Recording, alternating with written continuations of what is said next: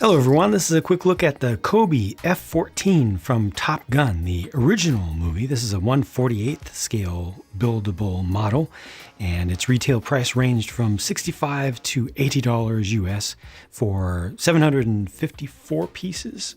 754 pieces. I got mine personally from Amazon for $70 US shipped, and I like it a lot. I've never personally been the biggest fan of the F-14 in real life. I've definitely always preferred the F-14 and F-16. I even rate a little bit higher than this one.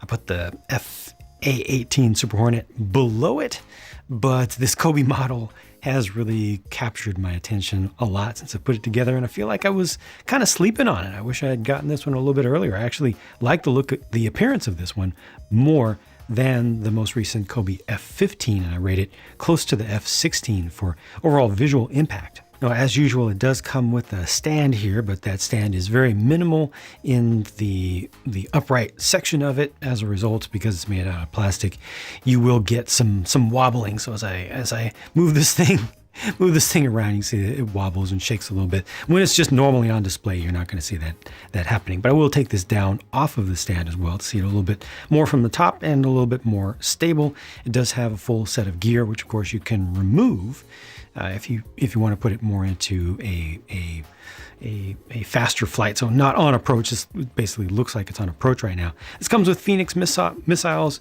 and a couple of AMRAAMs as well, and it does have the swing wings. Of course, this is a COBI set, so anything that looks like a decoration is a print, and there were no stickers used whatsoever.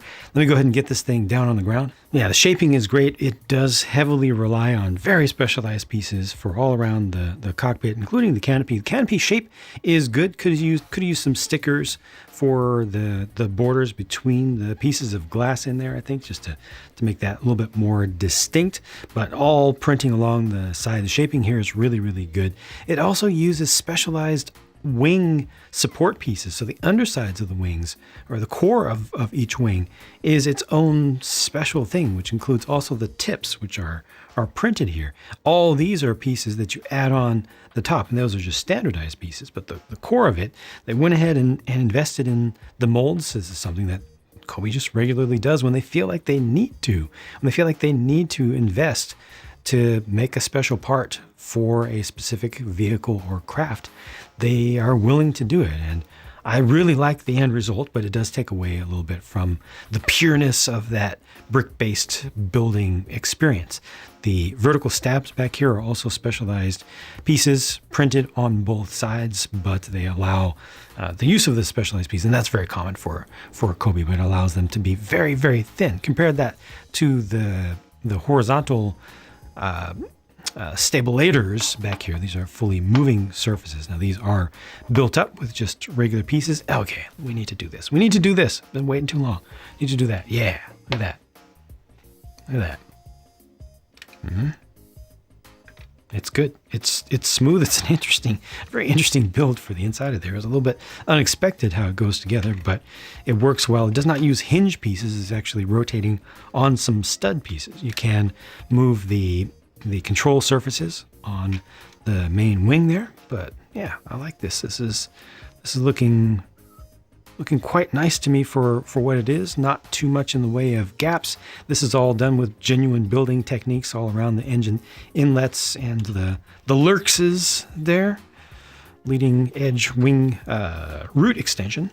Got fairly hollow engines or engine inlets in there, so you don't see a wall of pieces too quickly. And this angle right here from the edge into the body is approximated. Tried to smooth this in a little bit here. Not the most smooth thing, but I do appreciate once again here that this does just use standardized pieces.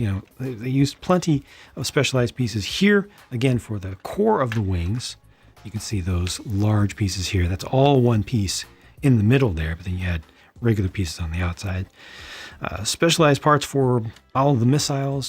They're just like, let's just get that taken care of. Not even worry about trying to make them make them out of smaller pieces. And back here, the engine, the exhausts are built up pretty nicely. Uses all sorts of different shapes and sizes of slope pieces and tiles, obviously. Doesn't leave too many studded surfaces. And just generally, I'm super happy with the final result here. And it does stand or sit on its gear just fine. There's no sag in there. I have no concern about those losing some of their strength over time or starting to bend or anything. The way that they're engineered, the way that they're placed, I think is good, better than on some of the previous fighters and planes that they've done. And finally, getting this cockpit open, I do have officially licensed Maverick and Goose figures there. The only difference, I mean, the amount of printing on here is fantastic, and obviously it's completely one-off. You know, it's designed just for these characters, but the only difference in the faces between these is that one of them has a clean shave on him, and the other one has a little mustache. Now, typically, COBI minifigures are just the stuff of nightmares. That's been established well here. It's not an exaggeration, but these figures, I think, for what they are and for how they get placed, I think they work out just fine. Overall, I'm very happy with this on display. The build was very enjoyable, although it's not the most pure of brick building experiences, again, given the reliance on specialized parts. The price seems a little bit high to me. The average price seems a little bit high for this amount of stuff, but COBI has gotten definitely a lot more expensive over the past 3 years, I would say. In the US, it is still very cheap in Europe.